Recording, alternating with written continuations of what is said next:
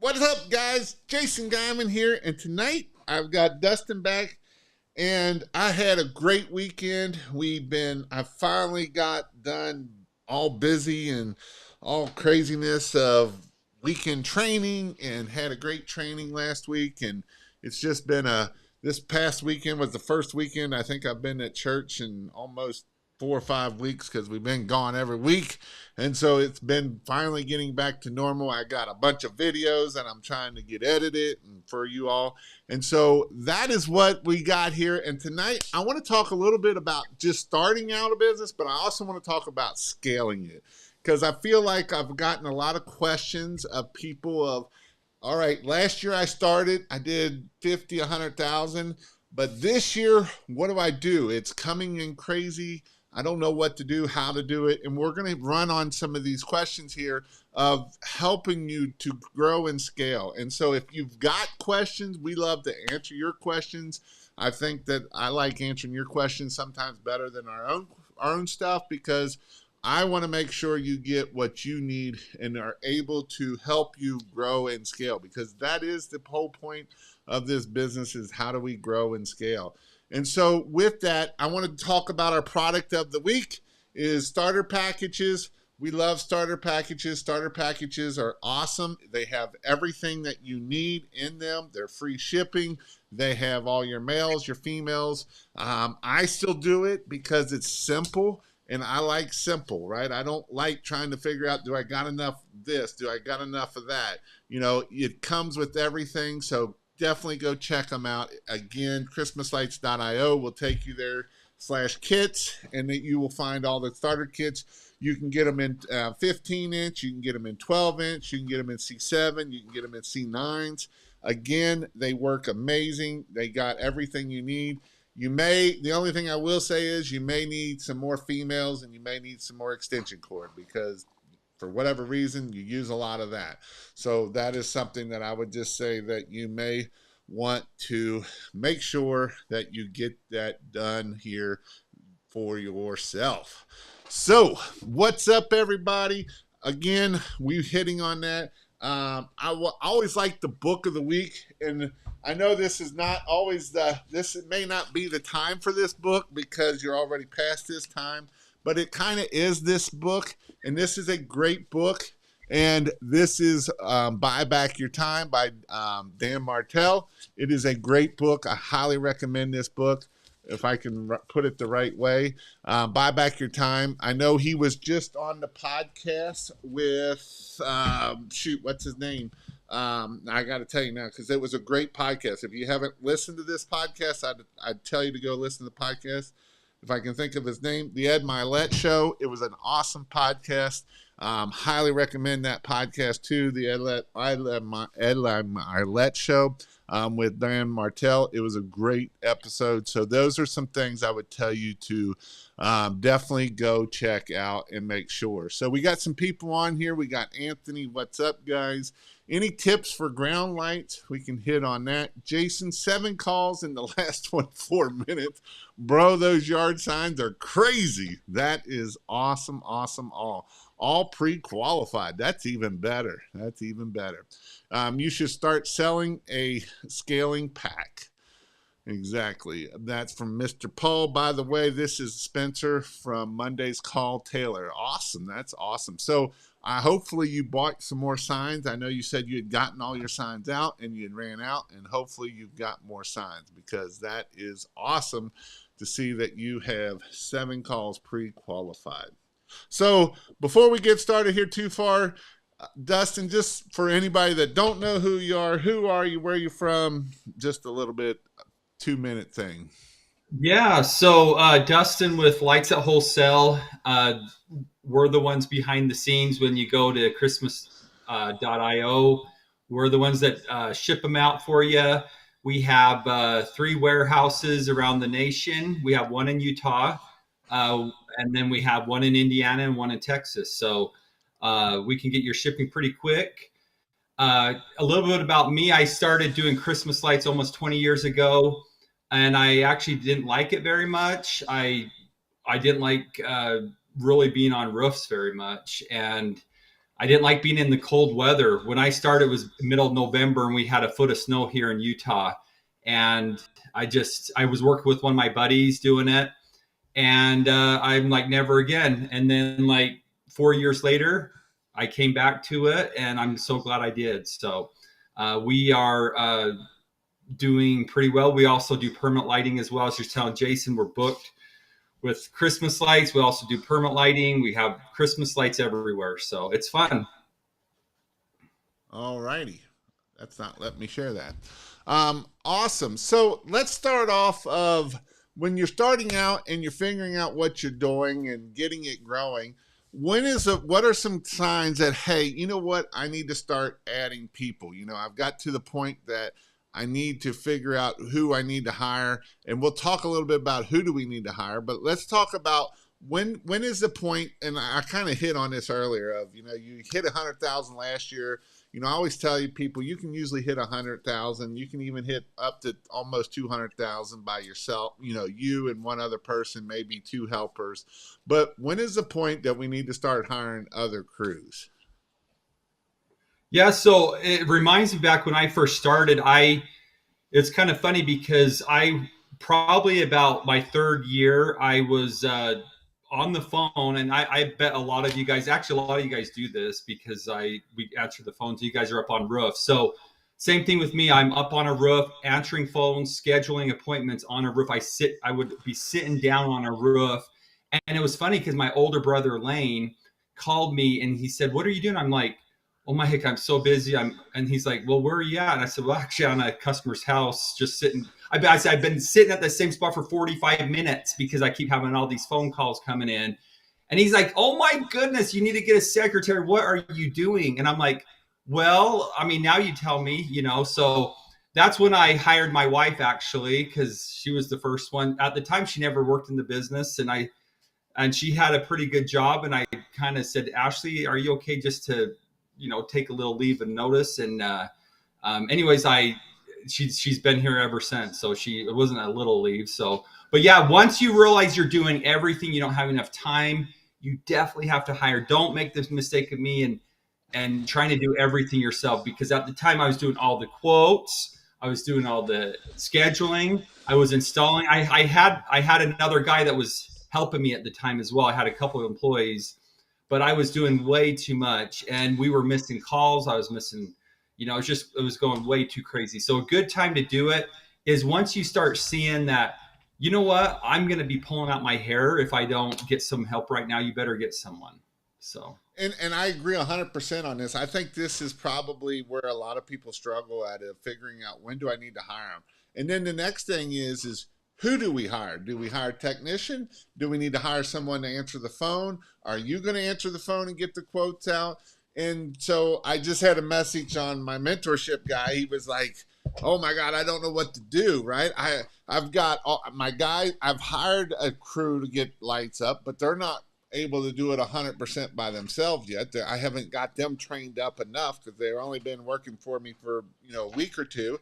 And then I've got all these quotes. So I got 10 quotes that I got to get done. So do I need to hire someone to do answering the phone? And then he's been trying to do in-person quotes, and I'm like, bro, you're going to lose jobs if you are trying to do in-person quotes, because you're not going to get there in time. And so you kind of got to figure, do you want the admin to do in-person quotes? And as you hire, and who do you have to hire to make that happen? And so when we did it is we started hiring more people on the truck, which then allowed myself to sit on the phone and make sure that the inventory, because that's another whole process that comes along with the craziness. And so what are your thoughts on who you should hire, Dustin?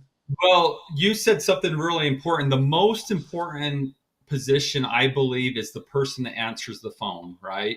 They are the face of your company. So you always hear the first impression is everything. So I got my wife, first of all, it was me obviously doing it. And then my wife is extremely, extremely just personable.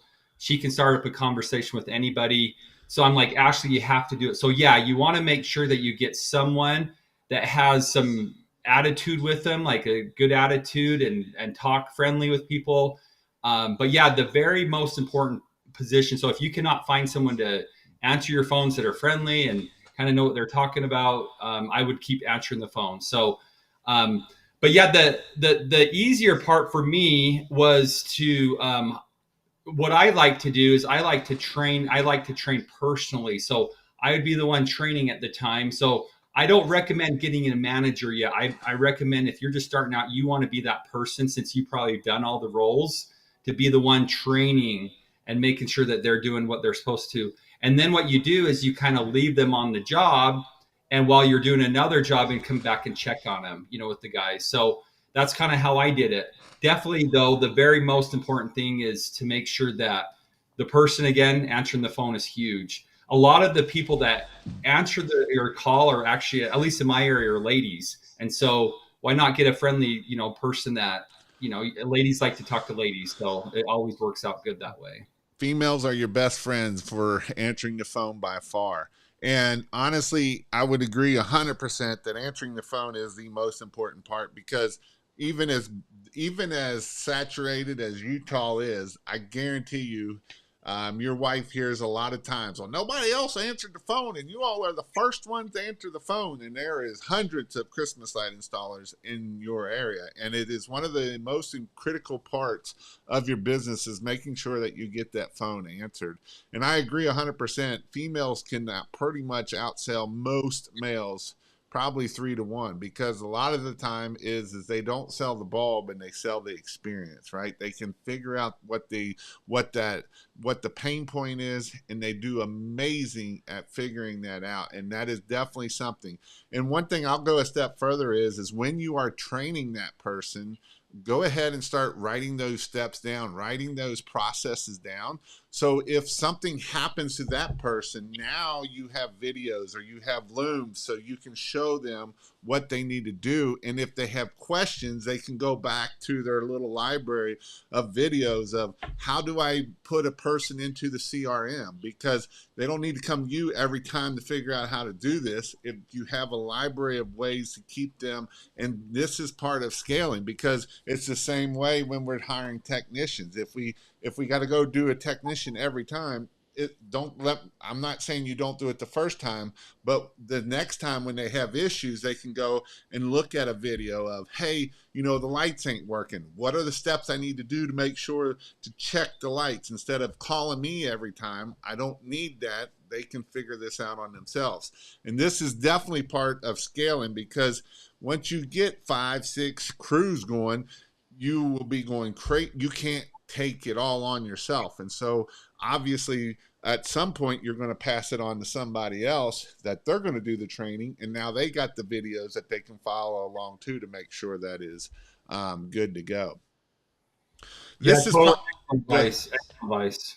This is probably one of the hardest parts of the scaling process, in my opinion, is the scaling, as in, the workflow and optimizing it of how do you schedule the job so they're not driving a bunch of windshield time, right? I never forget the first year. It was like one day I'm here, the next day I'm on the other side of Cincinnati, and then the next day I was back on this side of Cincinnati, and I was driving, and I was getting lots of windshield time. And so, especially when you start getting to the $2, $3, $500,000 mark, it's important that we know where our market is, and we also know how to make sure that we're optimizing it. And a lot of this is you can do a lot of this through some of your CRMs. Some of it is not. Some of it you can, I know people still do old school, but it is definitely something that you got to start figuring out. How do I optimize my routes? Because I can't just do it today. Today we're going to do this, right? Because it's more than that. Because if you did the job last year, you got to get those lights for them, and you got to pull those, and you got to make sure they got all the materials for those jobs. And so this here, I believe, is one of the hardest things of scaling and growing as you get going. And this can be hard in the beginning. Don't get me wrong, because in the beginning, you're going to be like, and I know how it works is, you buy $5,000 worth of material, and then you're like, I know we got material. I just spent $5,000, right? And it goes a lot faster than what you think once these jobs start really taking off. So, what's your thoughts on that, Dustin? Well, one thing that I recommended, and this is not something I did at the first. I always tell people, "What do you want me to tell you? What I do, or what would I do after all these years?" Because I'm not doing everything I should be doing. I can be truthful on that. But one of my friends started a Christmas light business in my area, and I told him to make sure exactly what you kind of said. I said, focus, don't do what I did. So when I first started, I actually bought a Christmas light business, and it's in Sandy. Anybody in Utah knows how far Sandy is from West Haven. It's an hour and a half drive, and traffic, it's pretty bad. So I bought the business in Sandy, with the South Salt Lake. And that's not a good thing, because what happens with the service calls, if someone has a bulb out or anything, you're going all the way back out there. So I learned after the first 2 seasons, I don't want to be going out here that far anymore. So anyways, now after that, we still go out that far for a lot of jobs. But now what we do is we target neighborhoods all around us. And I told my buddy do the same thing. I said, there's enough homes that if you get into a neighborhood, you can keep doing more and more of those. And if you imagine, people are like, well, it's an hour drive, it's worth it. But think of how many jobs you can do if you go do a service call for an hour. How many jobs can you do going out for an hour, coming back, and then something happens, you have to go back out? You're losing a lot of time. And there's only so much time to put up Christmas lights. So how we do it now is when we go to Salt Lake, we route everything. We do it in 3 weeks. So we get all of the customers that we have in Salt Lake, and we're going to hit it in 3 weeks. And that's when we go out there. That's how we do it. And then the rest of the time, we use a route optimization system as well. And we try to put the best jobs in the area. One other thing you can do that I do a lot with my window cleaning business is, which we should do more with the Christmas lights, but we do so many with the Christmas lights, so it's okay. But one thing that I would do, especially if you're starting out, is say if you have a few jobs that you've done, over the years. If Nancy lives in a neighborhood, you notice that Sally hasn't signed up yet. What you say are these key words, and this works really well. You just say, "Hey, Sally, just wanted to let you know we're going to be in your neighborhood tomorrow. Just wanted to see if you want us to put up your lights while we're doing, Nancy's house." And because you're saying we're going to be in your neighborhood, people are like, "Oh, well, yeah, since you're already going to be out here, you might as well." It works every time. It's amazing. So just say, "Hey, we're going to be out in the neighborhood," and you try to get everybody out in the neighborhood. If you notice that a few people in your area has not signed up, have your wife, if it's your wife or your secretary yourself, call them up and get all those routed, so that way you're not going out. Because what's going to happen, you're going to go do something, and they're going to see and say, "Oh yeah, I saw you doing our house, can you come back out?" And you're like, "Well, I was already out there."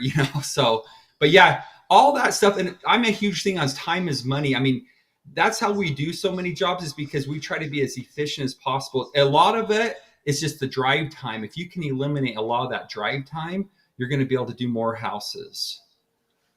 I see. And if anybody else has a question, go ahead and ask it, and I'll either pull them up now or later. But Wright asked, any suggestions on design software to show customer the proposed design? There's lots of them. You got Jolly Lights, you got Holiday Home Concepts, you got Paint, you got Canva. There's lots of different ones. You got Tencel, CRM. There's several of them out there that you can do that for sure. So let's hit on, because and this, it might not be your business model, and some of this might be for your business model, and some of it may not be in your business model. But let's say that we are growing and scaling, and we got business model that we're doing commercial work. And so we get a large commercial install that takes a week long. How do we handle this? And some of this is looking at the logistics, making sure that you got all the material. A lot of times you're going to be having garland, you're going to have wreaths, you're going to have a lot of stuff that you got to make sure you have to go out here and do these big jobs. You got to make sure this is probably the most important one, that you have electricity wherever you need it to be at.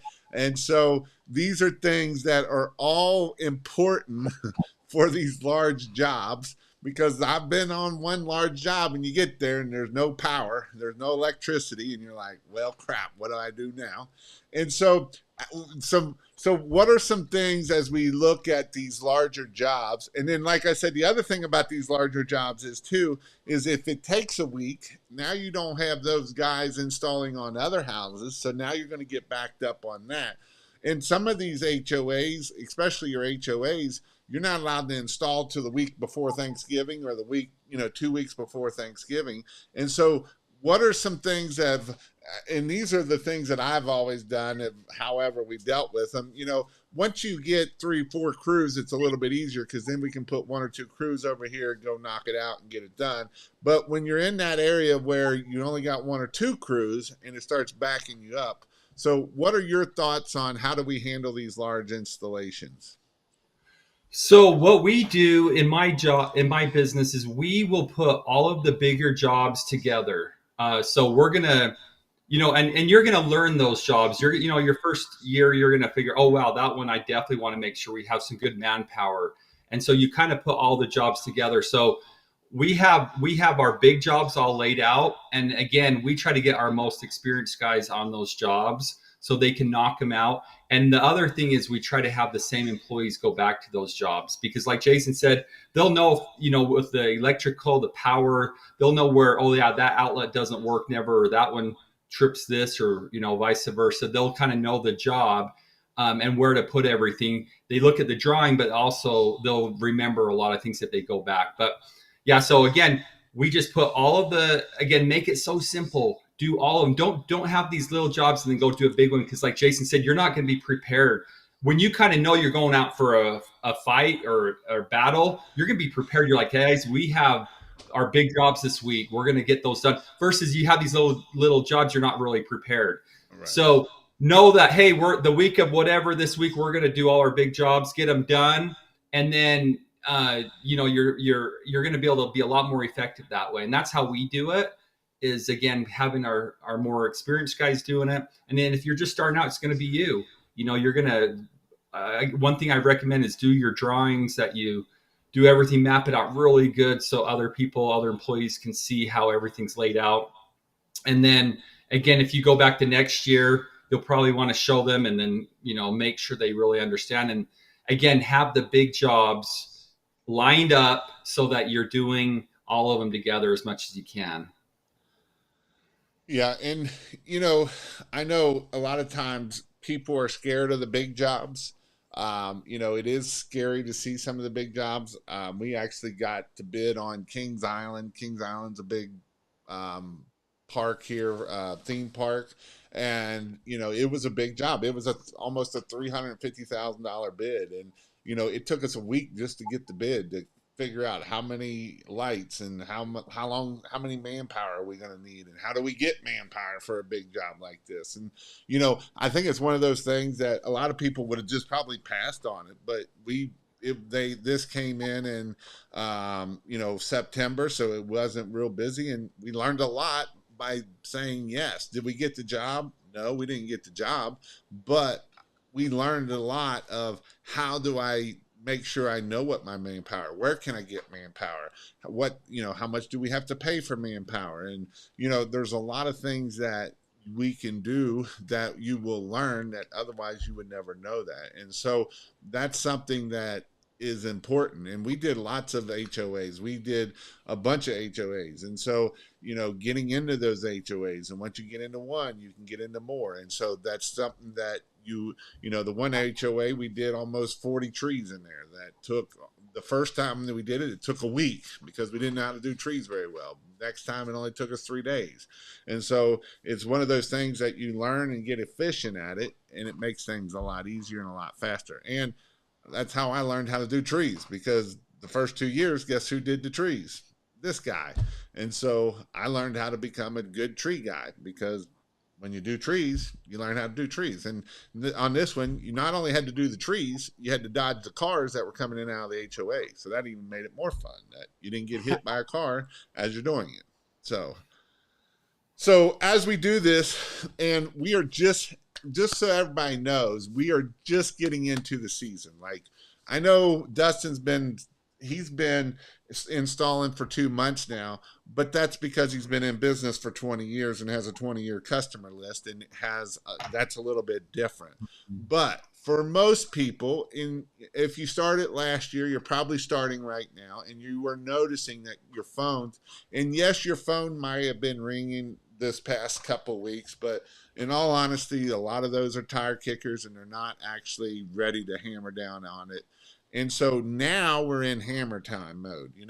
We are October 23rd. So we got about 6 weeks that we are going to be super busy from now on. And so, don't stop marketing, keep going. And one thing I'll say too, because this kind of gets into my next question of, in the high volume season, a lot of times I hear people and they'll be like, man, I'm booked out to the end of November. And I'm like, that's dumb. And they're like, what do you mean? That's good. I'm like, well, what's your prices? And they're way down here. I'm like, why didn't you just you should be way up here. If you're booked out to the end of November, you only got a week after that. And most people ain't going to put them up after that point.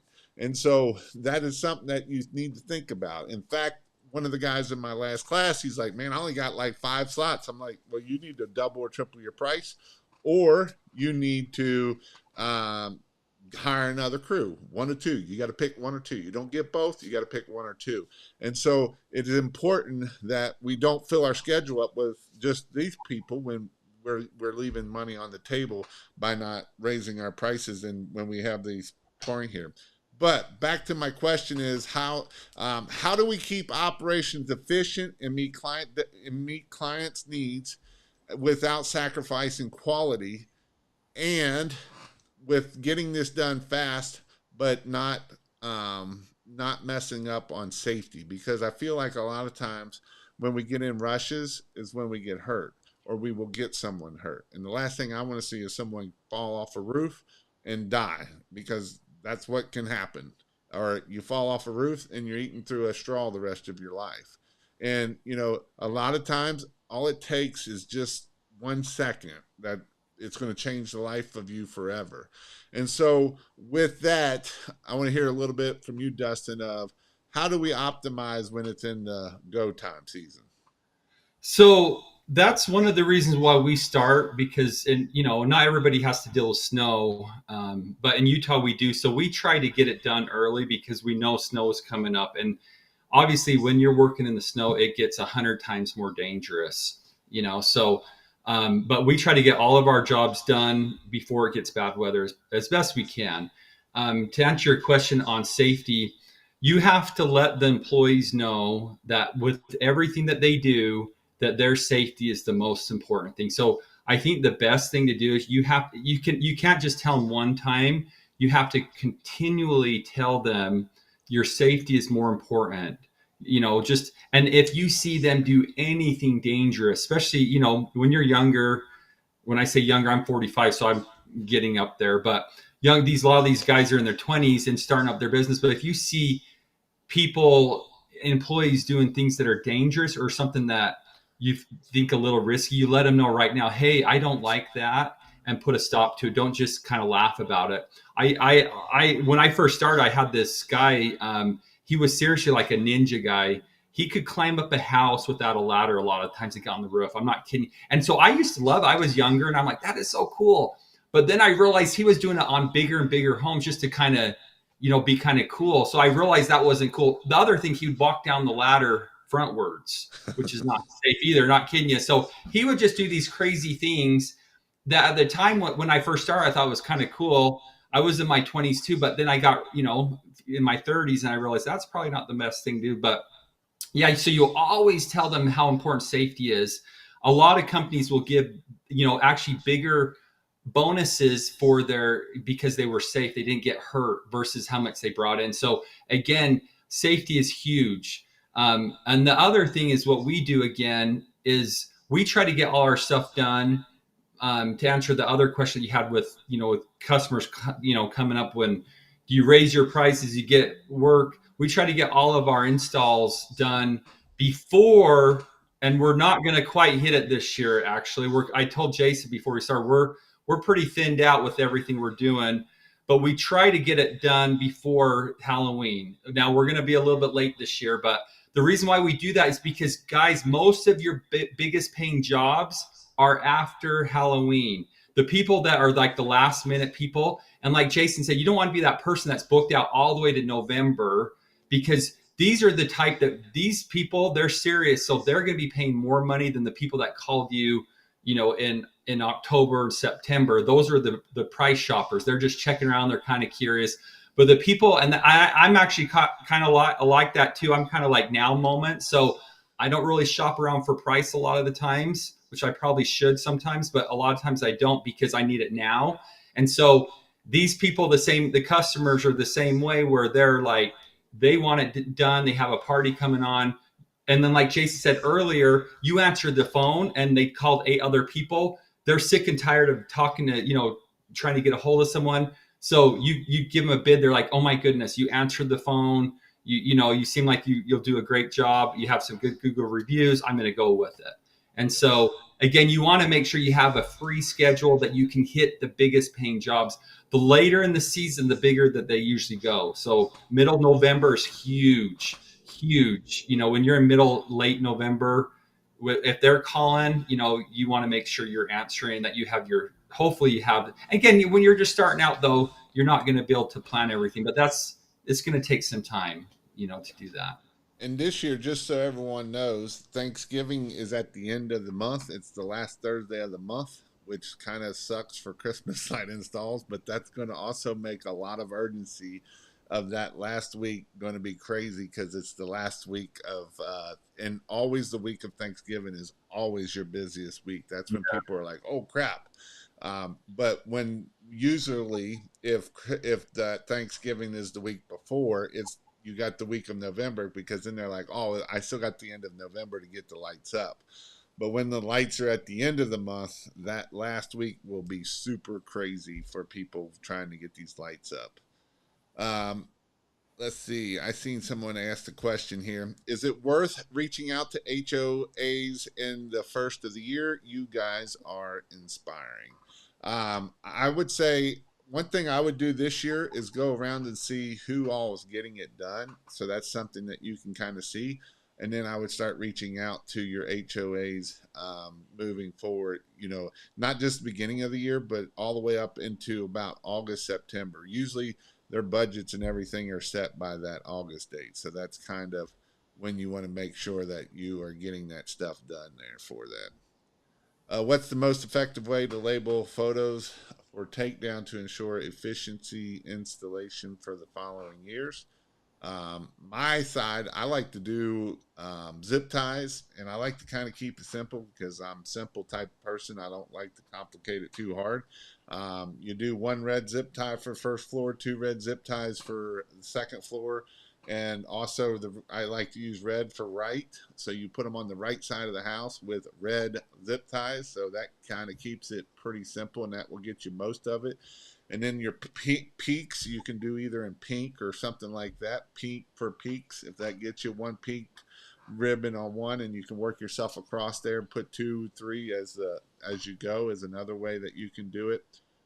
For my peak people on installs, you can take and put tape on the peak bulb, so that way when you go to take down, you're not trying to figure out which bulb was the peak bulb.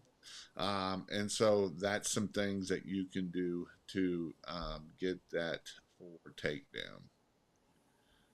You absolutely right, man. I have one of those guys, and every day I'm yelling at him, telling him be careful, because I know Gabby, he fell because he's one of the best guys in this business. Yeah, safety. I harp on this probably the hardest, because safety is definitely one of the most important things that you can do. Period. Um, you know, I know money is great, but if you fall off, it ain't so great.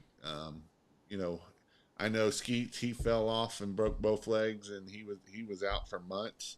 I know other people that have fallen off. It's not good. I've got in my class, I got people where they've fallen off and died right in front of their wife and kid. So it's definitely one of those things that it's important that we do safety and take it And I know a lot of times we're just like, oh, it's just a little bit, right? Or man, I got to hurry up to get to the next job or whatever that might be. It's not that important as making sure that you're staying safe. Um, so what about this is part of growing and is investing in equipment. So a lot of this is usually vans or trucks or whatever it might be. What's your thoughts on how do we manage the? And I've actually in our business we actually lease some.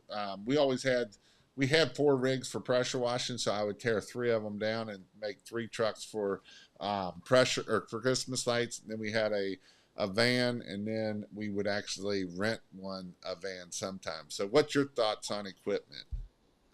Well, first of all, I just saw that Holiday Accents asked me what route I use optimization. So we use Track Road, and it's the best that we've ever found. It's really good. You can do a lot of jobs, and it tracks your jobs really well. So it's called Track Road.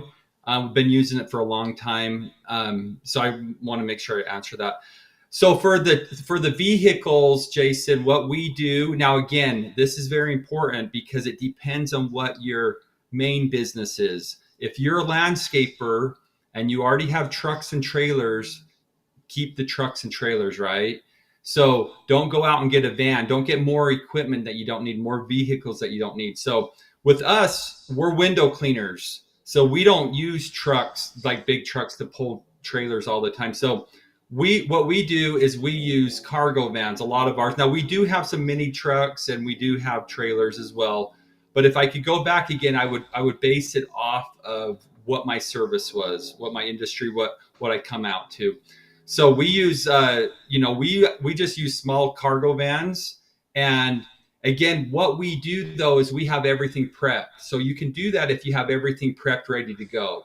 If you're still in the newer stages and you just put everything in your, truck and trailer, that's another route. But you really want to make sure. I've had a couple employees. It's crazy. They were stealing from me doing other jobs. So they would steal my lights because we used to give them all their product, and they would go out and quote. And one of them got caught because we did the bid, and they said, "Oh yeah, your guy said he would do it this." And we're like, "What? What do you mean, my guy?" He says, "Yeah, the guy that he had your shirt. He actually had my shirt on, the bright light shirt. So that luckily he got caught, but he was freaking using our product so he could do it so cheap. So he was doing that on the side. So you want to make sure, like Jason said, the inventory too, but make sure you know what you're going out because the LED bulbs, guys, are expensive. You guys know you don't want to be stuck with it. You bought $5,000 of stuff, and where's it all at? You haven't done any jobs. Where did they go? So, but yeah, depends on what you're doing. So, I'm a big believer that you can adapt to whatever you're used to. So if you're like that truck and trailer guy, do that truck and trailer. You already have a business, you're pulling that. You can do that really well. If I could go back and I was doing it all again, I do like the truck and trailer for a lot of reasons, especially since we do permanent lighting as well now. You can have a lot more room. But overall, the vans work pretty good for most of our jobs. So we get everything organized. Again, we have everything I have a full-time person that gets all the lights ready, have all the boxes, all the lights. We've already done the bids, so they know how many lights go to what job. They have a little excess on materials just in case the customer wanted to go a little bit farther or whatever. But yeah, minivans are good. The other thing I like about vans is that a lot of guys don't know how to pull trucks and trailers very well. You're going to get you're going and you're trying to turn or around the road, and they just have a hard time with it. And I've had some employees backing up and they sideswiped it and yanked things out and different things. So yeah, it's nicer, especially just keep it easy and have if you're just starting out, just get something. And it's crazy. You can even do this. I started, believe it or not, in my Toyota Camry when I first started. So again, that sounds crazy. This was 20 years ago. So if you don't even have a vehicle, if you're just starting out, you're like, I only have a car, you can still make that work. It's going to look really funny, but you're going to get a lot of attention as well. So you can start with whatever vehicle you have. If you don't have a truck, you don't have a van, You have a car, make that work. Get a ladder rack on the car like I did. I got a one of those, what are they called?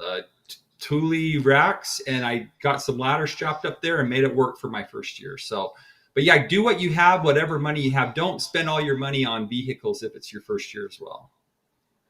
The other equipment I would say too is obviously, safety equipment, talking about like the goat or the pitch hopper, there's cougar paws or shoes, whatever you need to make sure that you're staying safe. Because that is important too. So, if you start getting more crews, you also got to remember that you got to get that for more crews. And so that's an important part for that also. So again, we hit on that one also. Safety, when you get bigger jobs and you start getting lifts, you need more safety equipment, you need more safety stuff.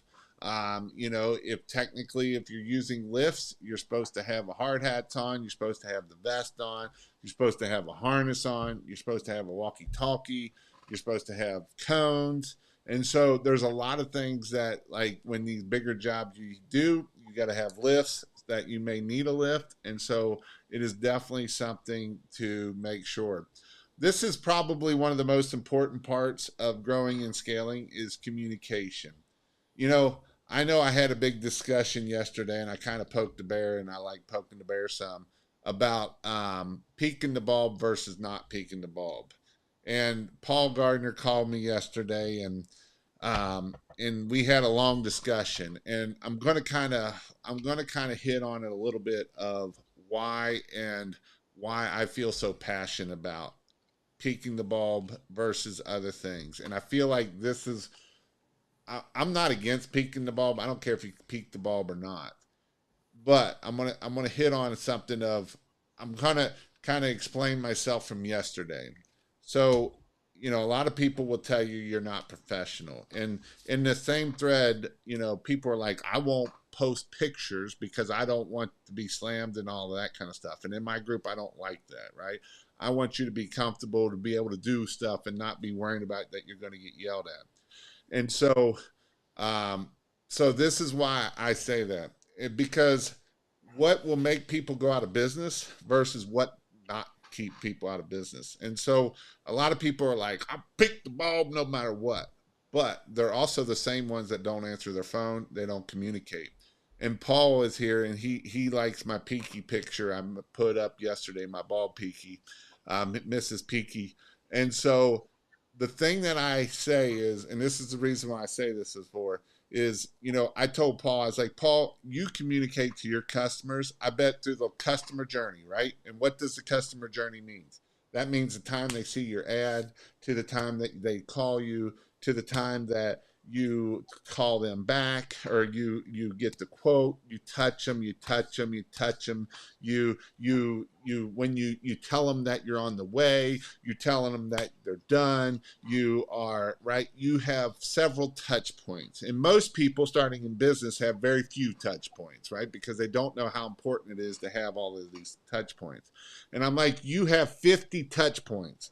I would bet Paul has 50 touch points in a year of a customer journey, right? From the time they do it to all the way up to the next year of ready to go to the next person. He has 50 touch points. And I said, that's what keeps people in business, right? Communication is far more important, in my opinion, than a peak bulb. Because when you're starting out, here's the reason why I say that. And I've done enough classes. I've done lots of classes. And I've probably taught 1,000 people or more in-person classes, literally in-person classes. And have they all been successful? No. But here's what I will tell you. Most people worry about how to hang the Christmas lights on day, whatever, whether it's that day. And when I get to the point of how to get business, how to stay in business, how to sell business, that day, in fact, I had one guy say that it was boring a couple classes ago. Everybody else raved about it, but one guy said it was boring. And here's the thing: staying and keeping in business is sometimes boring, right? You got to do the boring things. You got to do hard things. You got to go out and do lives and you got to go out and do post, and you got to do different things. You might, we talk about Eric, you might have to go knock on doors, but those are the hard things that keep you in business.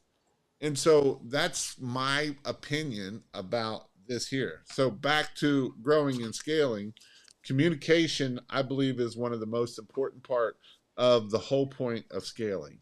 And it's not just communication with the customer. A lot of times people think that it's just communication with the customer, but how do you communicate to your employees? Do they know what to do? Or how are you communicating? If they have a problem, are they afraid to come to you? It's kind of like the pictures that people are afraid to post in the group because they're going to get hammered over some stupid thing. And they're going to be told you're stupid and you're not professional. Do you talk to your employees that way too? Because if you do, that's probably why you don't have employees either. So communication with our customer is just important as internal customer is our employees. So what's your thoughts on communication, Dustin? Well, you open a hornet's nest every time the peak bowl. It reminds me of the soap wars with window cleaning. Every time someone says which soap to use, what's the best window cleaning soap, and you always knew those comments were going to be, here we go. Yeah, everybody takes out their popcorn and they start watching. But yeah, peak. I'm a huge peak because that's what for me now. What I actually like what Jason did. I'll be truthful is he doesn't back down. And I actually like people, you guys, whatever you believe, don't back down. If Jason started telling me now peak whatever, he's been a no peak bowl for a long time. And that's why he's passionate because he's huge on the magic of Christmas, right? So I love that he doesn't back down because he has his opinion. We all have opinions. You talk to me, I'm going to say the peak. I'm more like Paul with the peak because for me, but I actually don't like just because I'm kind of a perfectionist. I don't like the look without having the peak on it. So I'm going to make sure we do the peak, but I'm going to get what Jay said with the communication. We're going to explain to our employees how much it looks better with the peak, and then they want to do it as well. But on the other hand, if you're passionate about just the magic, which is even probably more important, the communication of everything, Jason, I think he was the first person that I've ever heard to charge as much money as he did. So there's probably other people, but he's been the big pusher on how much you can charge. And like he said, he hasn't been telling any of his customers to put a bulb on the peak, and they're still charging a lot of money. So, it's more about the magic, more about the communication. But again, do what you feel passionate about. I'm going to tell you to put the bulb on the peak because, and that's my opinion. It's going to look more professional. But that's probably the down the line. If you're doing just the bulb like Jason said, and you're not communicating with the customers, you're not doing a good job. That you're not answering your phones. The peak's the least amount of most important about that. The most important is obviously communicating with your customer, communicating with your employees, making sure that they feel like they're heard and stuff like that. But yeah, definitely for me again, it's always the peak wars. You're going to have a lot of people say peaks, no peaks, whatever. I'm kind of the peak guy, but again, it's not enough to stop you from doing business. And I agree with Jason on people that don't put the ball. I love that Jason in the background. He has the ones without the peaks. I love that. You should actually circle that, Jason. Just go in and own it, right? Just like, hey, I don't do peaks, but I still can charge this much money, right? I love that he's not afraid of that. But I think it's more about owning whatever you do and owning up to it, and don't be kind of scared about it. And when you post those pictures online, who cares if you have the peak, on the groups? Just own up to it. And those that want to have the peak, they don't have to make fun of them either. But yeah, definitely, you can do either way. But I always, one thing that I do that I do get jobs is I'll say, hey, look at again, you always want a reason to do business with. I'll point out to the customer to look at theirs and say, hey, we care about your, doing this so much. We're going to have a bulb centered on the peak. And again, it's just to get more of that communication. Customers like, oh, wow, you kind of notice the fine details too. So it's just how you present what you're doing. I like what DJ said because I believe we have 6 customers that use previous installers that peaked and their shingles are damaged because of that. So, and that is true that and so here's what because I even, and Paul even hit on this the other day. is you're right. It is a possibility of damaging that house. So are you more worried about, and I know you don't do this because you don't actually install on the shingles. So most of the time. So it doesn't really affect you because you go underneath the soffits. Yeah. But is it more important to have the bulb on the peak or damaging someone's house and allowing water to get down into their house? Yeah. So if you're doing the peak and you're not knowing how to there's a way, whatever clip you want to cut it so that it can go on both sides. If you're just putting that best clip or tough clip right between and you're jamming it in and it cracks the peak on the with the Well, and I shingle. think sometimes when you pull it down, it clutches that top piece and it pulls it off too. A lot Uh, of times. so yeah, like you said, Jason, there's those things too. So yeah, if you're not doing it right on that, yeah, I as a homeowner, I would be like, hey, don't be messing up my roof. Right. So yeah, that's another comment, but yeah, definitely looks better with the peak, but you can still be successful without it. Yeah, I think DJ got $10 a foot on this house here. So just saying. Nice, there you go. Is my first year doing Christmas lights. Do you pre-install the C9s with the clips, and when you cut, you need to be more efficient? Yes, it is way better to pre-bulb and pre-clip. This is something that is great family time. You can go and sit, great spouse time. You and your wife can sit there, girlfriend, whatever, and sit there and bulb and clip while it's nice and warm inside. Put them in a big garbage can so when you go out, you can start installing them. You don't have to sit there and take the bulb and clip. My old videos way back when, we used to use the good old crappy universal clip and them things would fly off.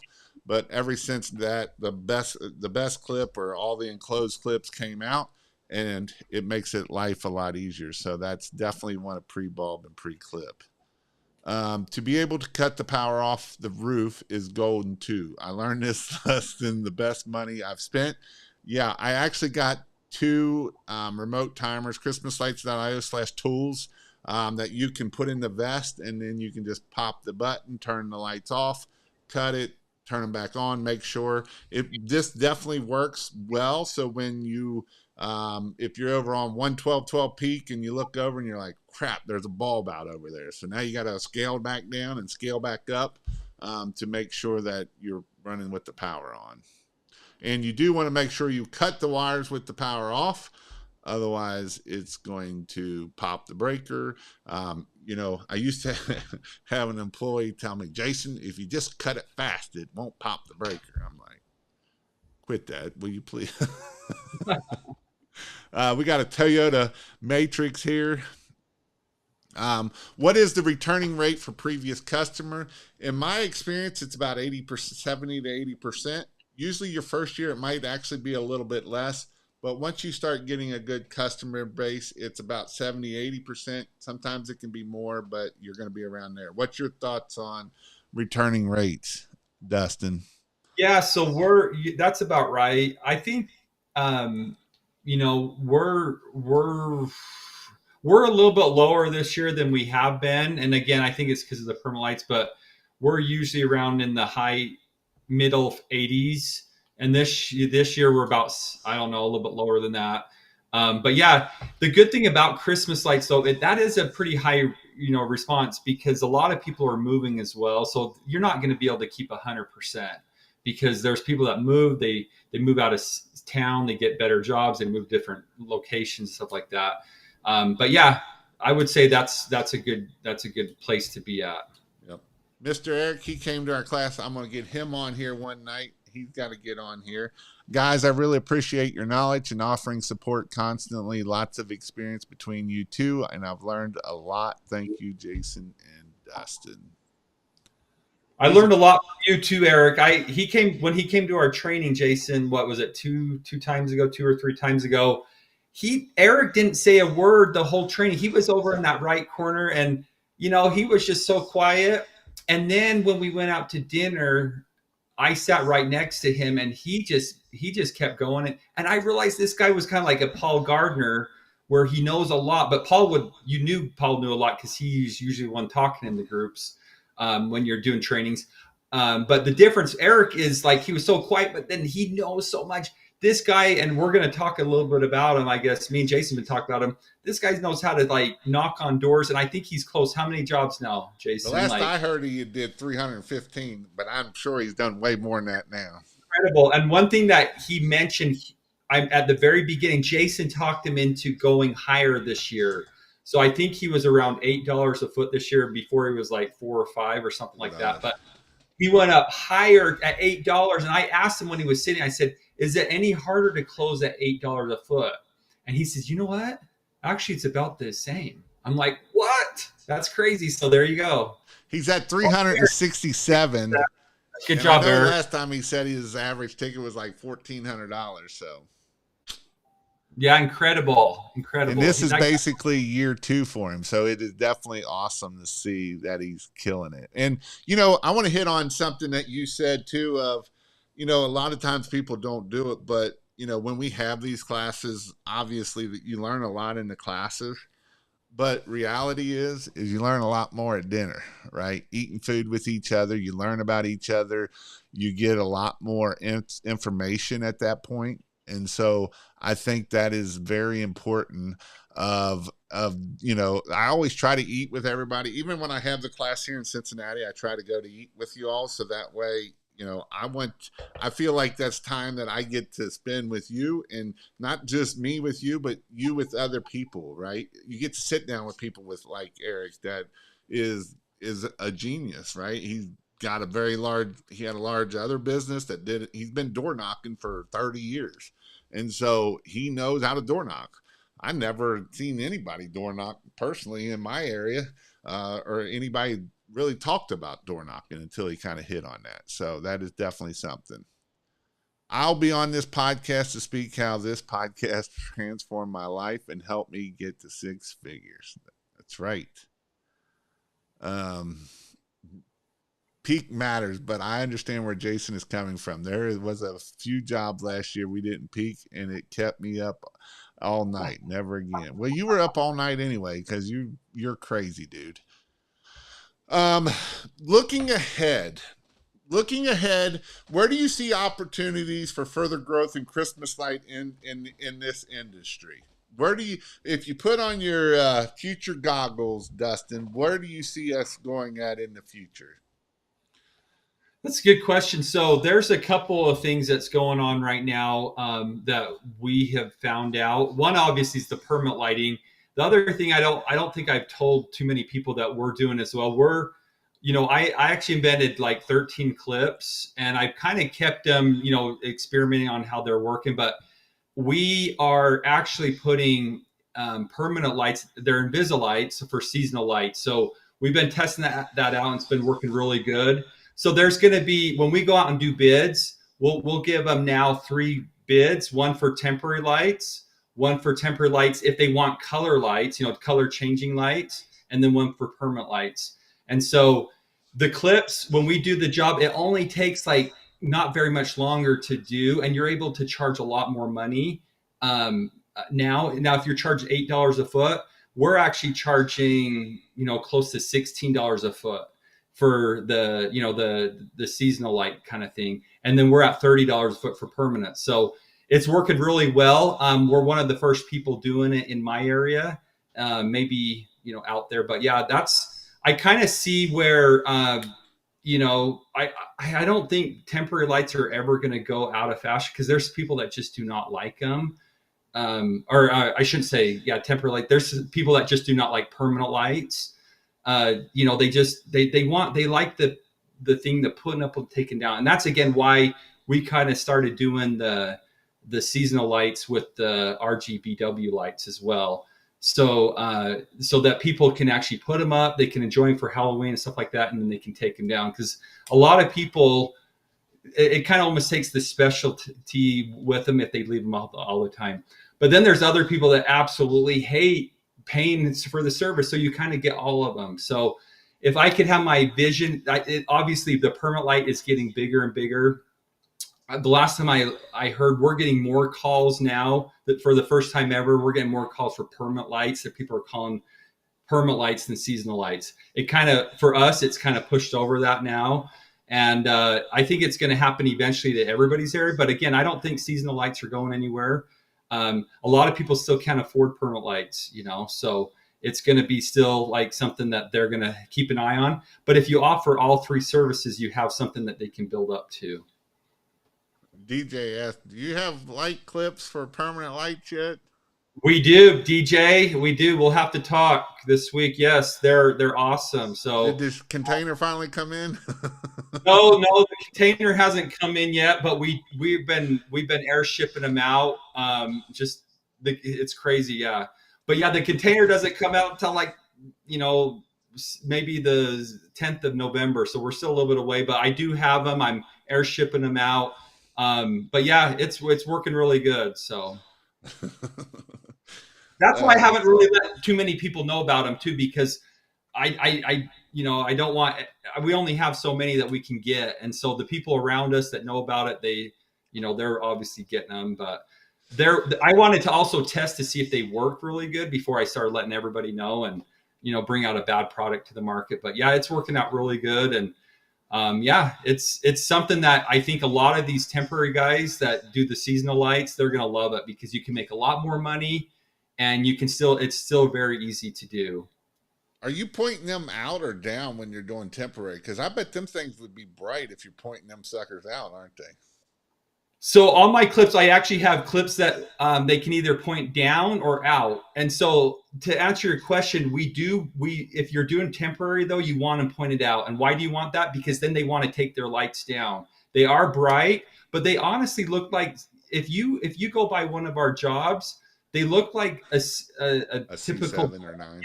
Yeah, yep. It looks like an LED job. So if they're pointed down, you can tell the difference, right? So for us, if we're putting them up temporarily, we like them pointed down or out, right? And so it looks just like Christmas lights. That's what people are wanting. Now, And so that how many set. watts?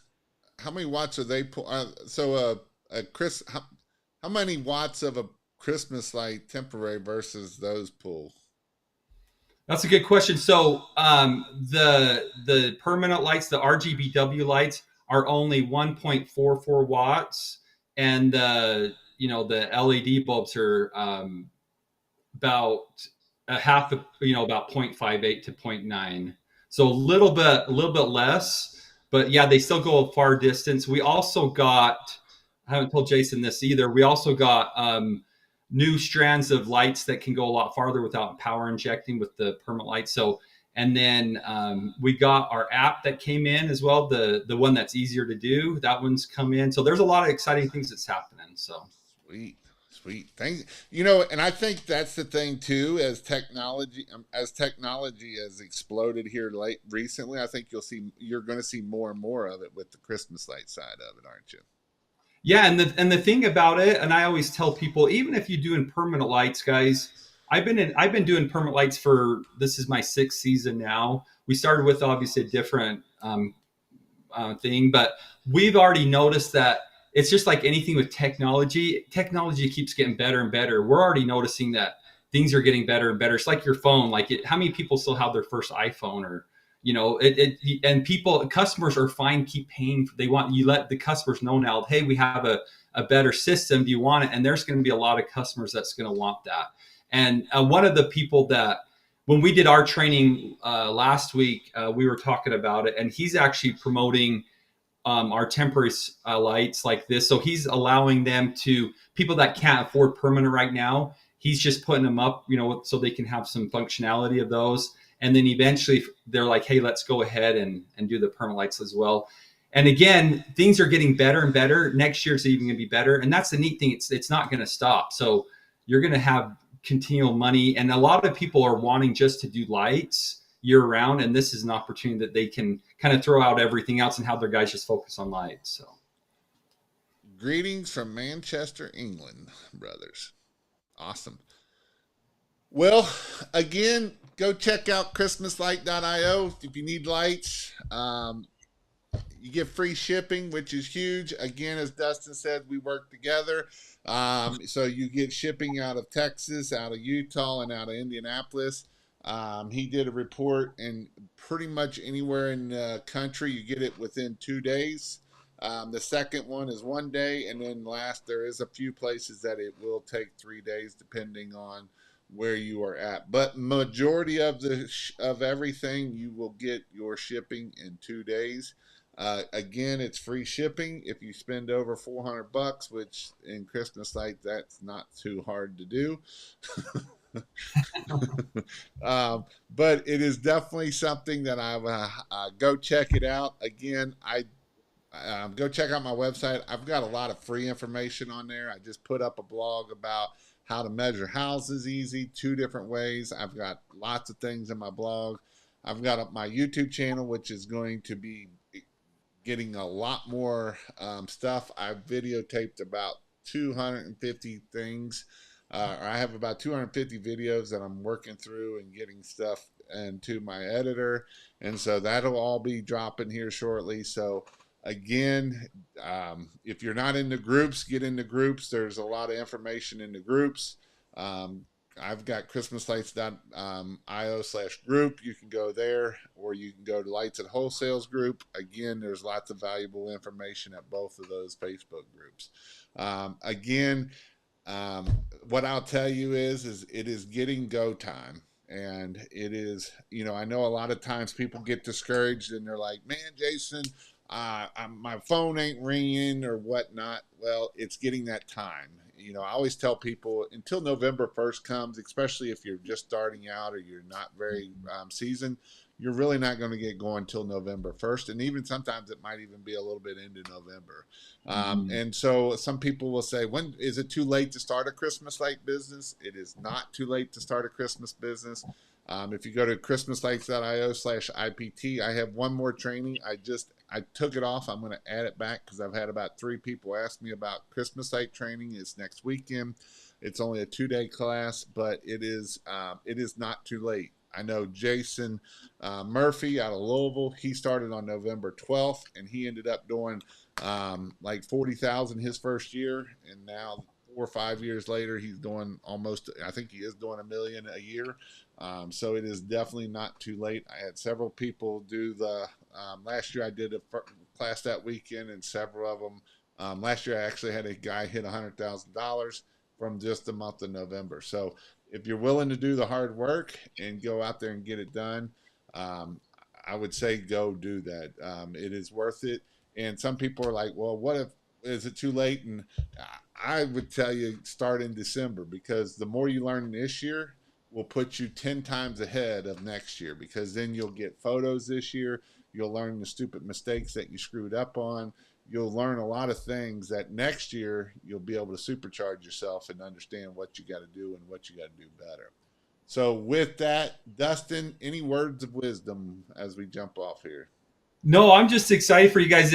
When you're talking about, starting, I believe it was November 6th is when I started Christmas lights. And Jason said it right. When you're first starting out, if you're not getting very many people, it's not even Halloween for people. So customers are just not even thinking of Christmas lights. So it's us that, because we do Christmas lights, we're like, why aren't you thinking about them? So you kind of have to educate them. And that's what we've done for many, many years. That's how we can start so early. I kind of kept pushing that, a week every year, a few days. And finally we got them into August, which is crazy, but we couldn't have just started in August. They would have flipped the lid, So you kind of just kept going. But most people that are looking for Christmas lights are not going to call until, like Jason said, probably about 5-6 days after Halloween. It's just like Halloween's done, a few days, they put things away, and now they're like hearing all these commercials now on TV and television and radio and everything else. And they see all the advertisements, everything go online, everything. And now they're like, oh yeah, Christmas lights. Oh, then they see one of your advertisements and they're going to respond to that. And that's when you guys, the new guys are actually kind of lucky, because you're going to have a freer schedule than a lot of these companies that have been doing it for a long time. And they're going to probably, a lot of them are going to be booked. And so you're going to be able to charge higher prices. It's crazy. I have, I don't think Ryan's on here, but Ryan Kennedy, he's in my backwoods and he's charging like a lot more money than me. And I'm like, oh my goodness, like I've been doing it so much longer and customers don't care. Like he's just started last year. He actually started probably 1st of November last year. And but he was able to get jobs because we were booked out, and he was able to get higher rates because once you're booked out, you can't do any more jobs. So, but yeah, that's important. So don't give up. Be excited. It just, again, it's just a great journey. I feel like the biggest thing that we want as entrepreneurs is to be able to have freedom to do what we want to do when we want to do it, and not to be told you have to do this, blah, blah. So stick to your guns, like Jason with no peak. I love that. I'm going to stick to my guns, peak on the bulb, and we're going to live happily ever after. That's right. So again, um, don't get discouraged. Go out there, get it done. It is amazing. I love Christmas lights. It's one of the most favorite things I ever do. So other than that, hope you all have a great night, and we'll see you all later.